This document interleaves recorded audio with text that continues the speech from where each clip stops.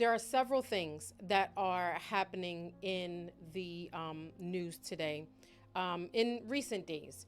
So we can start off with the earthquakes that we heard happen. I know most of you have heard of the earthquakes that have happened on the East Coast, which is very, very abnormal. That is not normal for the East Coast to get earthquakes. It's um, it's pretty scary. I have the rest of my family lives on the East Coast, and so that can be very concerning. And then we all, well, most of us witnessed the eclipse, whether you saw it partial or whether you saw a total eclipse. We had that happen. And then I recently heard of this insane baptismal that happened in Florida, where over 200 people got baptized, which is amazing. It's a beautiful thing. So I want you to understand that it's not all doom and gloom, although what I'm about to say, what I'm about to talk about, can be considered doom and gloom. But I wanted to start on a lighter note with those baptisms so that we know that God is still moving. Even in the midst of tragedy, God is still moving. And so the other two, well, there's three things that I wanted to talk about besides the eclipse, the earthquakes, and the baptismals. Recently, a bishop, his name is Bishop Mari, I believe is how you pronounce his name. He's an Orthodox bishop, and he was viciously attacked the during a service, during a reading of the word. He is, I don't follow him, but from what I have seen and heard, he is a very humble man. He is a man of God. He is a man of the word. I've seen some of his off and on videos, but they were saying that he was stabbed violently on screen. It's on video. But what I found very interesting from what I've been reading is the attacker, when he went to stab the bishop, the knife wouldn't open. So, in essence, he was pretty much just, jabbing the nub of the knife to the bishop. And so he sustained some injuries, obviously, because it was a vicious attack nonetheless. But thank God that he was not actually stabbed. That to me was protection from the Lord, that the knife would not open. It was jammed, something happened, but the knife wouldn't open. And so he was still attacked. He's in the hospital, but he's stable, and I believe he's doing well now. Another thing that I want to address is this whole, and I mean, my feed was flooded with this, where a pastor, Mark Driscoll, was speaking at a men's conference at a church, and it wasn't the same day from what I gather. It was the day after this disgusting thing happened. So apparently, at this men's conference, the pastor somehow thought it was okay to hire, because this person was paid, hire a male stripper to perform at this men's conference, which to me, that in and of itself is very questionable. But he was not there to strip per se. He was there to quote unquote be a performer. He's a sword swallower, is what I'm hearing. So what happened was, he was there to perform this sword swallowing as some kind of entertainment. Yet, before he started, he took off his shirt. So he now is bare chested on stage. There is a stripper pole in the middle of the stage where he then begins to ascend and descend from as if he's stripping. Um, and apparently, the pastor, and from what I'm gathering, the rest of the participants, the people at this conference, had no issue with it. I don't know for a fact if anyone left. Um, but I think that even if you hire someone to perform at your church, it is common sense to do your due diligence and check out who this person is before they step foot on your platform. Now, it's different if you say, all are welcome here, and we bring all people to repentance, but this person was not there to receive Christ. This person was there to perform. And so he took off his shirt and he started to perform. And apparently, Pastor Mark Driscoll, the next day, was scheduled to speak. And so right before he was going to open up with his teaching, he felt very strongly to speak out against this at the event that he is speaking. He is the special guest there.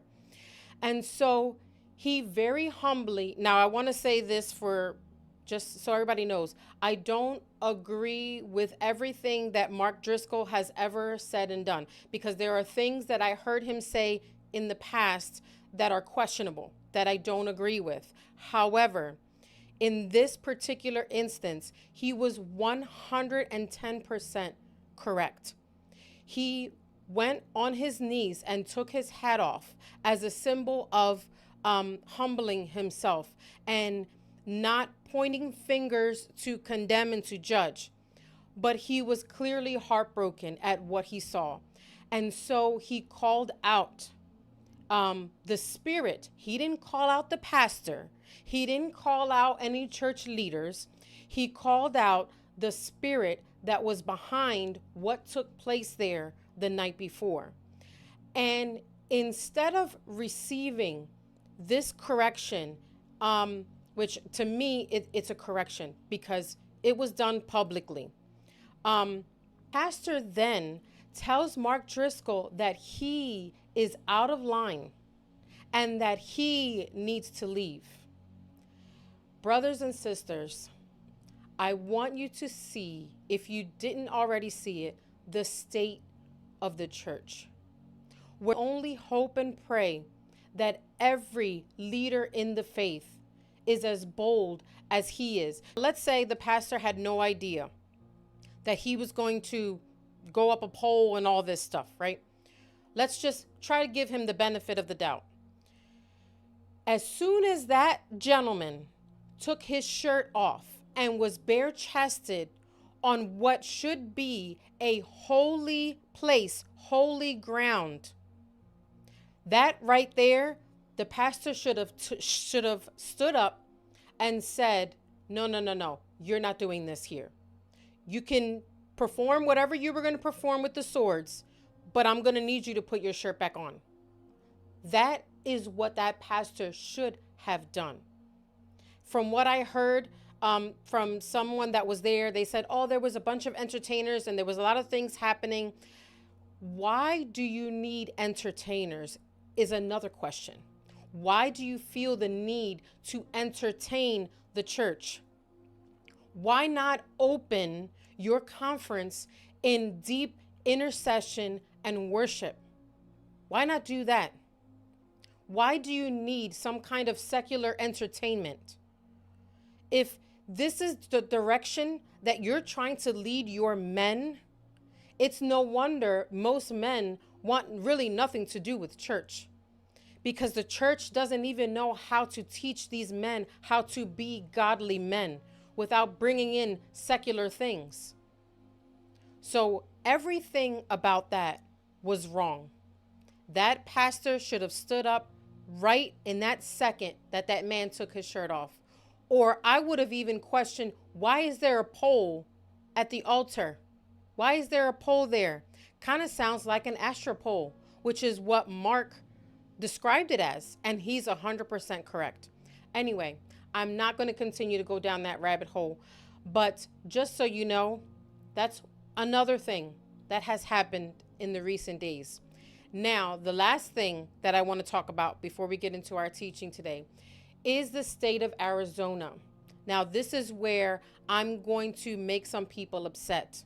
And again, I don't care. I love you all dearly, and I would never do anything on purpose to hurt anyone's feelings or whatever, make you feel some type of way. However, if you've known me for any amount of time, you know that I will not compromise the truth. And if it makes you uncomfortable, good. You can take it up with the Lord. The state of Arizona is looking to pass a law. It's a bill that's going to be passed into law that will ban all abortions, no exceptions.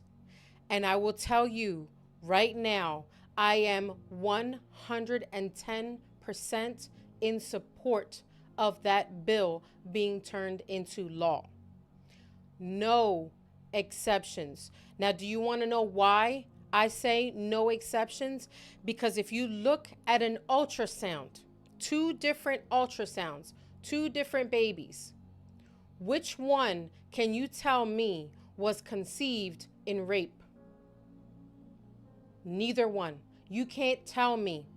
Why? Because every human being deserves life, deserves a chance at life. Every human being is made in the image of God. It doesn't matter how they were conceived. They still have human rights.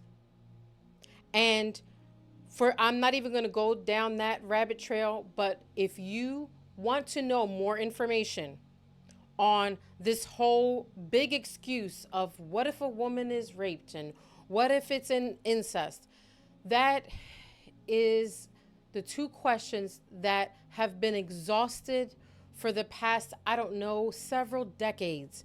And that has been answered over and over and over again.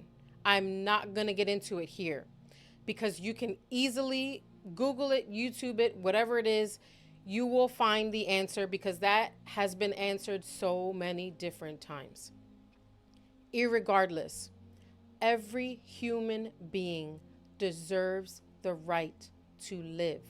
I personally know several people, grown adults, that were conceived in rape, and they are some of the most beautiful people I have ever met, and their parents chose not only life, but some kept their child and others put their child up for adoption and were adopted into the most beautiful families and have flourished in society. And they are very, very thankful for their lives. So you can agree to disagree, or you can agree to agree. But every human being deserves life.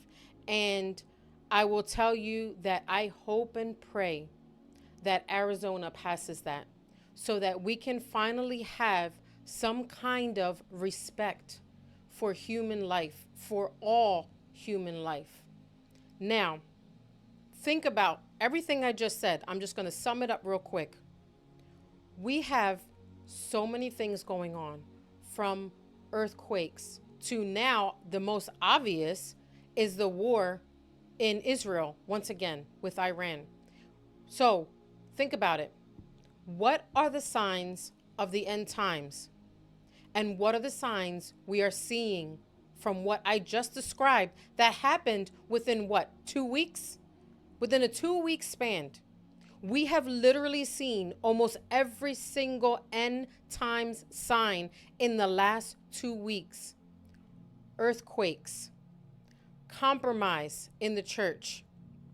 We've seen signs and wonders with the sun and the moon. We've seen revivals breaking out. We've seen Christians being attacked. This is literally the end times playing right in front of you just in the past 2 weeks. So I pray that if you have not gotten right with God, now is the time, because your time is running out. And Jesus is clearly the only way to heaven. Everything in the Bible is coming to pass. He is the only way. Get right with him. If you've become lukewarm, get on fire for the Lord again. Get on your knees, repent, and say, God, I only want you. Help me to only want you, to cast down all idols. Help me, and he will help you.